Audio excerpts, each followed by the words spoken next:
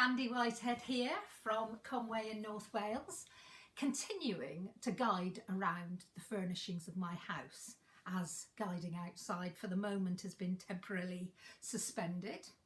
I talked about my slate placemats last time.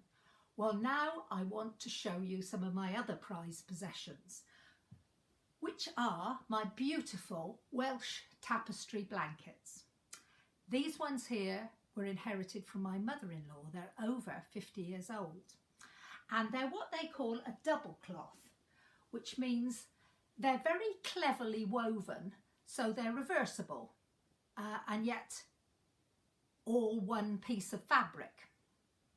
And just like the tartan really, for Scotland, which everyone knows about, the woolen mills in Wales each had their own design. This is another design. Again, it's completely reversible from another North Wales woolen mill. And then some of the blankets she gave me were so old, they had been used for over 50 years. They had worn pieces in them. So I made 3 blankets into one. My American clients introduced me to quilting, so I cut out the worn bits and made this quilt that's very heavy, but I love it.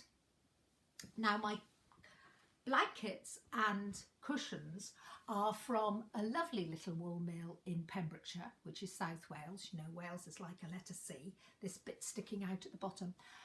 And again, it was a traditional wool mill, over 50 years old.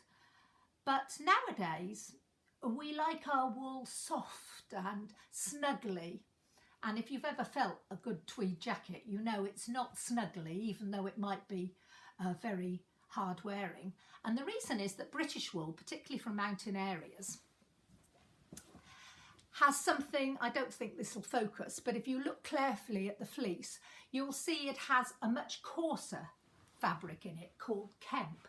Now that's what keeps her warm and dry in the rep, but it doesn't make for snuggly wool.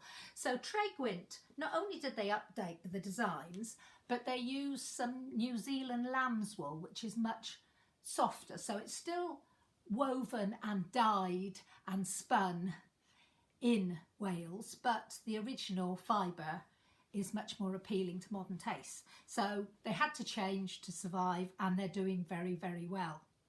The dyeing, if you ever look at British tweeds or something, you'll see flecks of colour in it. And the reason for that is the wool comes in and it's washed, and then they dye it just in the 4 printing colours really, magenta and yellow, and then they put it in gigantic like tumble dryers and blend it like you'd blend paint, and that's why you get the little flecks. And then it's carded. In the old days they used to use teasels or like thistle heads to put all the fibres in the same direction. Now of course it's wire brush-like things that get all the fibres together, and then they stretch it and spin it, and by spinning it you twist it to make it much firmer yarn. And so we're still pleased. We've updated, but the Welsh wool industry is still